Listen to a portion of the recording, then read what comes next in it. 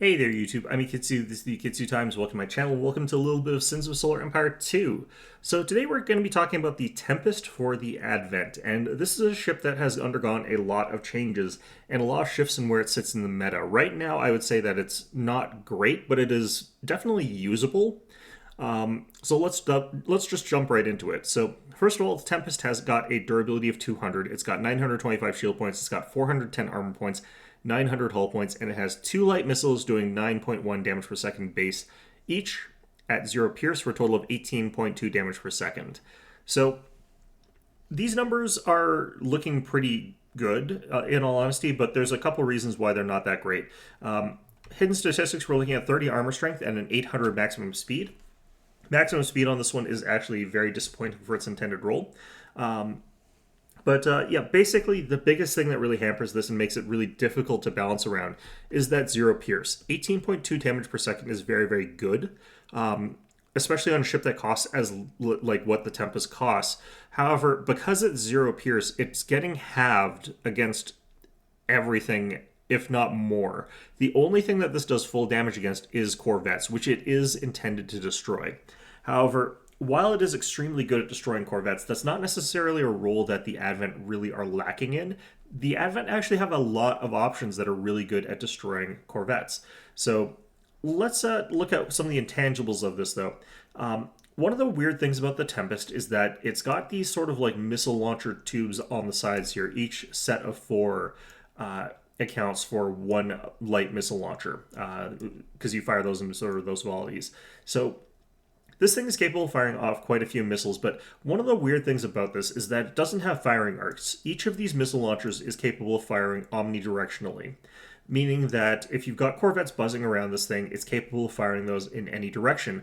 But crucially, if you're being chased by something, this thing's capable of firing at full capacity while running away from something. And this is a very good and very powerful effect that makes it so that this can be a little bit better than its sort of base appearance goes.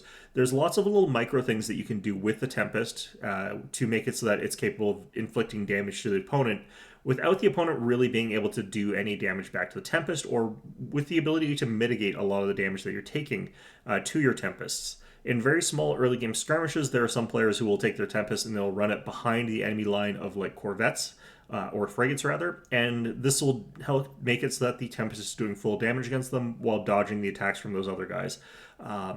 A lot of things actually turn fast enough that they'll actually be able to track onto the Tempest pretty quickly after that again, but you could actually move in such a way that you've done that and you've moved like past them enough distance that they'd have to start accelerating towards you to get in range, because these guys actually have 7,500 range, which is also quite good. These things are all around capable of doing some weird shenanigans to make it so that they're not taking damage from the enemies, which makes them a little bit better. But you're not really doing that much damage to the people that you're firing at in return. Even if you're up against the basic Cobalt, Revestra Skirmisher, Disciple type of thing, these guys are getting their damage cut in half, dropping it down to 9.1, which is okay. It's fine. If it weren't for the fact that you're substantially more expensive than those guys and you're doing like 9.1 damage to them, while the Cobalt is doing like 9.5 to you, or the Revestra Skirmisher is doing like 12.5, or the Disciple's doing like 8.5. I think that Revestra actually might just be 12, but regardless, this thing's not really capable of throwing straight combat with other sort of frigates there, which is a pretty big problem for it. In terms of it being cost effective, because it's all downhill from there. If you start going up against like Guard of Flak frigates, well, these things actually are capable of penetrating point defense quite well. The counter to the Tempest is not to take point defenses, it's to simply just take things that have got high enough durability to not take full damage from it. The Guard of Flak frigate has got like that 200 durability. These guys do very, very little damage against that kind of thing. The Caliph has also got higher durability. It's capable of withstanding a little bit more of that damage from these guys. Like a lot of ships that would normally be getting hunted down very effectively by Disciples, by Cobalts, by Revestra Skirmishers are repelling a lot of the damage that the Tempest is trying to output there. So this thing is not really cost effective into those sort of situations there. The only thing that this thing is truly cost effective against is that situation where you're fighting against corvettes. Now, if you added the Tempest to another faction, they would actually probably be really, really good. Let's take a look at the options that we have to tech up for in Advent. So we can get access to the Acolyte. The only things that the Acolyte can really fight are the baseline frigates and other corvettes. So they're okay into other corvettes. They're not like an amazing choice, but they are workable in that sort of situation there. Especially like early game, Shriken without shields, these guys can actually go toe to toe with those guys pretty much fine. They do lose against the Defensor, but they do okay against the Raider. If we go here, the Aria Drone Host. The Aria is an amazing counter against corvettes. Any kind of corvette, even the Defensor. This is a really, really good counter to that sort of situation there. And then the other stuff doesn't have weapons, so we're not really counting those because they're used to support one of those 3 ships that we decided to build into. And even the Disciple, I've been finding, is okay into corvettes because they're a little bit faster, they're a little bit more agile, and they're super, super cost effective. So you can get quite a few of them for the cost of any kind of even like acolytes. You can get quite a few of the Disciples compared to those. So early game, which is when you're going to be seeing corvettes, Advent has got lots of things that are very, very good into that. The Tempest is by far the most extreme, most like overreaction kind of counter against the kind of ship that you can possibly throw out there. And they're very, very good at that. But they're not really the most versatile solution. If you go for the Acolytes, you can actually do some other stuff with that. You can do some interesting capital play. You can have them go after the frigates because they actually deal decent damage against them. If you go for the Carrier, you're extremely versatile. Your damage is actually higher than you're getting out of the Tempest in a general sense there, especially with the buff to Advent Fighters, putting them at 32 damage per second for a squadron. That's 96 damage per second from a single carrier. You can actually get comparable damage per second to the Tempest if you go for the Aria Drone Host against corvettes because you're capable of switching them all to fighters and getting that huge damage there. But you could also have that versatility of switching them all to bombers and then being able to like pound capital ships or other tougher ships there. And the 100 Pierce on the fighters is also good enough to like do full damage against like Disciples or Cobalts or something like that. So like the Tempest is just not versatile enough to justify what it does. And what's worse is that at that 800 speed, the Tempest is running into that awkward problem of not being able to catch the Raiders. So if you're playing against Vasari and they built a bunch of Raiders and they've sort of scooted them past your Tempest, the Tempest can't catch up to them. You'll have to sort of wait till they get to your buildings and start blowing them up and earning a whole ton of money off of you before the Tempest can actually sort of like catch up, and then by then they can sort of bugger off somewhere else. So you can end up in a situation where these guys can't actually even do the job that they're intended to do. I think that if you really wanted them to be a counter to that kind of thing, you just have to make them fast enough that they could catch up to them, which would be way too fast. Like that would be ridiculously blisteringly fast for what type of ship it is. Although then again, like you could actually just make it as fast as the Disciple, which is like 1,100. And I don't think anyone would find that peculiar. It is a very agile looking ship, and it is an Advent low tier frigate. I do think that those, if anything was going to deserve 1,100 speed, it would be a tier 1 Advent frigate. So it could have that. That could be something you do with it. So the end result of this ship is that if you're willing to micro, you can get a little bit of extra mileage out of it. But you're not looking at a tremendous benefit to doing that compared to just going for Disciples or going for Aria Drone Hosts or going for like whatever else. There are certain things that make it so that it can do okay. It trades okay against things like Cobalts. It is losing that fight, but it doesn't do like it doesn't lose so badly that's embarrassing or anything like that. So if you take it, you're not going to be disappointed in it tremendously, but there's definitely better options for the Advent. So let's take a look at the cost here. This is a major part of what makes them not great here. Supply cost is 6, and it costs 180 credits, which is very cheap actually, but it costs a massive 90 metal and 75 crystal. Those values are really, really expensive for what you're getting. So yeah, this ship is okay. It's fine. It functions. You can use it. You'll probably be fine. I just think that it's in a little bit of a bad spot right now. Just because there's too much overlap with what it does, and it's just not as good as it ought to be. Now, there is a thing that kind of has changed about this, and the sort of mathematics behind this. So the Tempest Vessel has that durability of 200, which it used to mean if you're fighting against things like the basic frigates, they had 150 Pierce, which meant that you were resisting 33% of the damage. You were decreasing the damage that you took by 33%. Which meant that you functionally had like that extra health compared to that. This made the Tempest actually very tanky in those early game fights, and kind of forced your opponent to choose like harder hitting units to easily kill them, which you don't really want to be doing just to get rid of like an advent frigate. So the Tempest was like way beefier in that sort of exchange. So while you were doing lower damage per second with the Tempest, their extra like lasting value, their ability to outlast in that fight, meant that you had sort of that trade-off where you chose a much more survivable ship that was going to be able to receive a lot of your abilities like cleanse, like the mothership shields or what have you. Any of those sort of things would keep the Tempest in the fight for much longer, or they'd be much more likely to get the shield burst off. Like it could stay in the fight for a longer period of time and continue doing sort of low damage as a constant sort of thing there, which made it sort of an interesting side grade to the Disciple. Now the Tempest is just not going to win that fight. It's only good against corvettes. It's only cost effective against corvettes. And every other situation, it is just inferior compared to the Disciple. So now as a result, like it again runs in that situation where it's not good into enough different targets.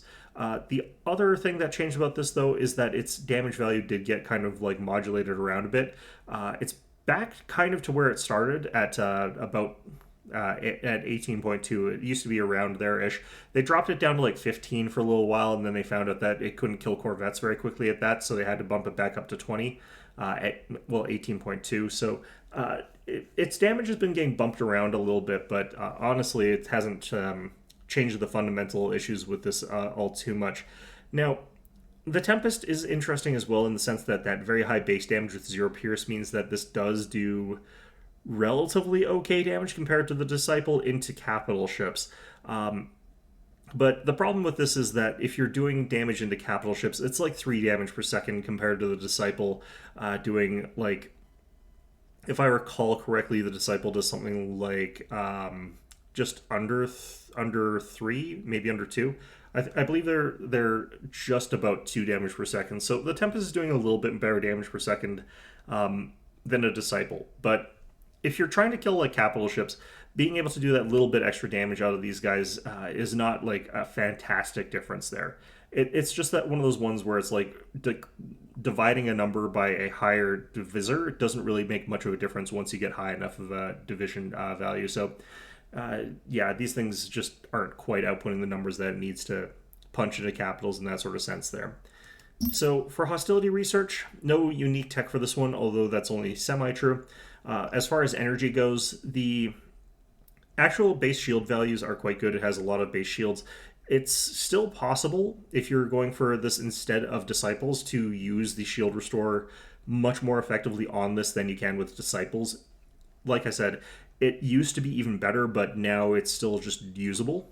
As far as energy goes, you don't have any energy, so you don't need to worry about antimatter. So your upgrades are down here in the substance tree. Refined warheads, 10%, 10%, 10%. You're capable of getting your missile damage up in a pretty linear, pretty effective fashion.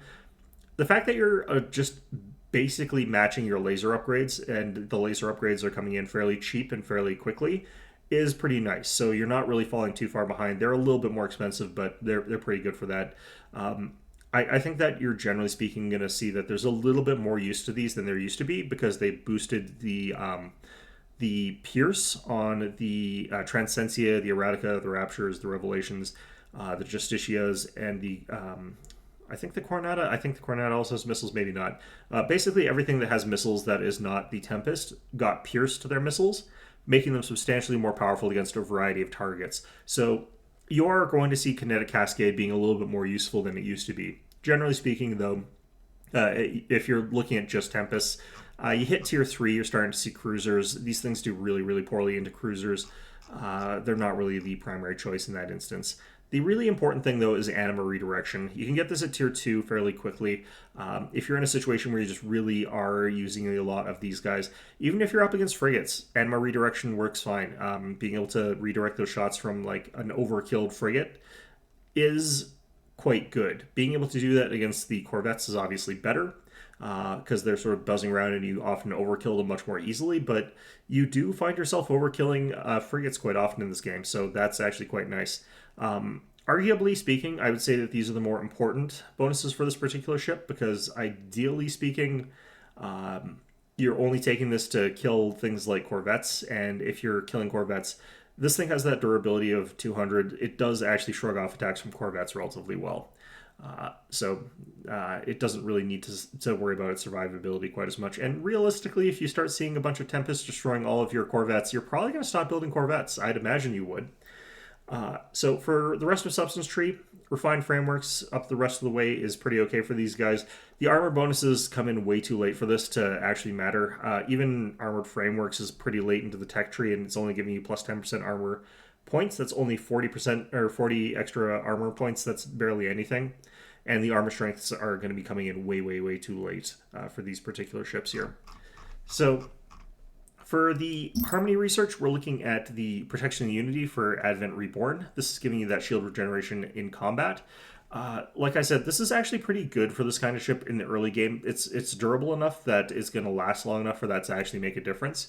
Even if these guys are getting focused fired down by like early game frigates, as long as the numbers are low on both sides, or once both sides have whittled down the numbers to the point where that's manageable, these guys are capable of surviving quite a while taking that sort of in. And also combining that with like the Guardian, like that actually extends this thing's lifespan up to a pretty good amount. You're looking at having to do over 4,000 damage just to kill one of these guys at that point in time. Pretty likely that's going to be regenerating a lot of its shields. Likely that's going to get that shield burst off. For Advent Wrath, unfortunately, the Fury of the Unity in Tech 5 is coming in way too late for it to be viable for the Tempest. There's no world in which I would say that you're getting Fury of the Unity to boost up the Tempest there. Now, for Unity, for Advent Reborn, you've got a couple things that are kind of useful. This is the first ship that I would say that you get that's tough enough for Cleanse to really be meaningful. Not only in the sense that cleansing one of these guys so that it heals up all of your other Tempests if you're getting hit by big area of effects or whatever, or just having your opponent not focus fire correctly, that will heal up all these guys. But this is also one of the ships where you can cleanse it, and it's going to actually do a pretty sizable chunk of extra healing to your capital ships. So this is a pretty okay cleanse target. Casting that on them isn't going to really be that disappointing. They did make it so that the cooldown at start is 4 minutes, but you can actually get to level 3 cleanse like pretty easily. And at that point in time, you're looking at like 90% of hull transfer. 90% of the hull on this thing is pretty good. Like you're getting like 800 something hull back. Like that's not bad. So I think that works okay with these guys. For the next one, recall is actually really good with these guys. The reason is if you got these guys pushed out and you've been building lots of them, and you managed to see like a Vasari sneak past you with a whole bunch of raiders, one of the things that you can do is cast recall on all the Tempests, and you find whatever planet you're sort of at. Hopefully it's not one with all your capitals or whatever, and you cast recall and you get all those Tempests back to your capital, ambushing all those things that thought they were going to, like, they crept past your Tempest fleet and are going to go destroy all of your infrastructure at the sort of core world there. That's a really strong ability for these guys and one of the best uses for them, in my opinion, because being able to sort of catch up to that, being able to sort of get there when you need to, is really strong. And if you're up against Vasari, maybe you're thinking that that's the thing that you need to worry about.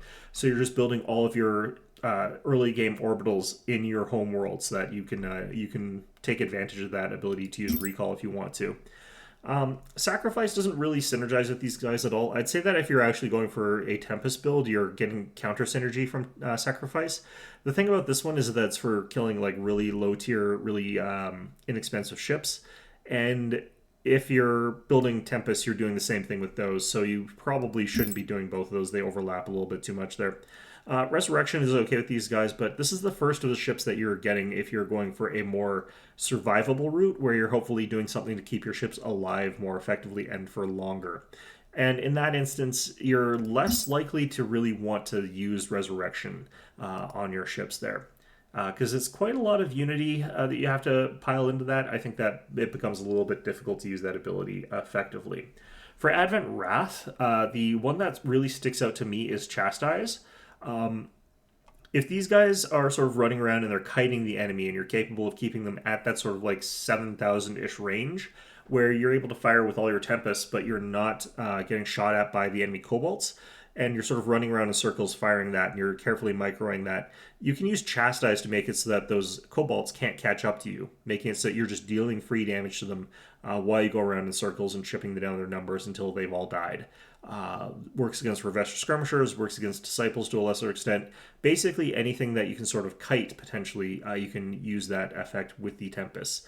Obviously, it doesn't work as well as, in my opinion, if you're using Arya Drone House, but you can definitely do that with this particular ship here. Unfortunately, the other abilities don't synergize quite so well with this. The one thing is, I'd say Fury can work to equalize out a fight against a bunch of Kobolds or something like that. If you're up against a whole bunch of frigate spam and they're the kind that counters the Tempest, reducing the enemy's hit points by a bunch actually is really good for the Tempest. The reason is that if they've got access to the anima redirection, you can continue effectively focus firing all of your shots onto whatever it is you want, Whenever and you you won't wish. have damage loss from doing that. Whereas, like, if your Tempests are getting hit by a ton of damage and they're all getting really focused fire, this is a high chance that you overkill one of these guys on one of your volleys there. And doing that makes it so that the Tempest is capable of just, you wasted a whole bunch of damage. The Tempests, if all the enemy ships are at like 5 hit points, you're not wasting all that damage on your missiles once that happens. So Fury works out quite well with these guys. They're happiest when the enemy has lots and lots and lots of ships that are at low hit points. The other thing that doesn't work is actually Avatar. Avatar only works with energy weapons, which does not include your missiles.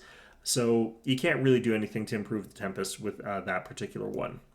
So that's pretty much everything there is to say about the Tempest Vessel. I don't actually think it needs to be like super changed or anything like that. But it's not in a great position, but it's not unusable either. I think that you could just have this be a sort of like fringe choice for certain sort of strategies that you're pulling, without it actually being a ship that needs to be changed. If I was going to change a ship, I would change the Acolyte before this. But yeah, it's not in a great spot. It's not in the worst spot. It's just competing against a very competitive roster. If something like the Arya Drone House got nerfed and it recently got hugely buffed, then the Tempest might actually be a better choice in that instance. But for where we sit right now, with the Arya Drone House being absolutely crazy powerful, I would say that the Tempest Vessel is relegated a bit to the dustbin. But in any event, though, that's going to be our video for today. Hope you found this one enjoyable. And of course, as always, hope to see you guys all next time.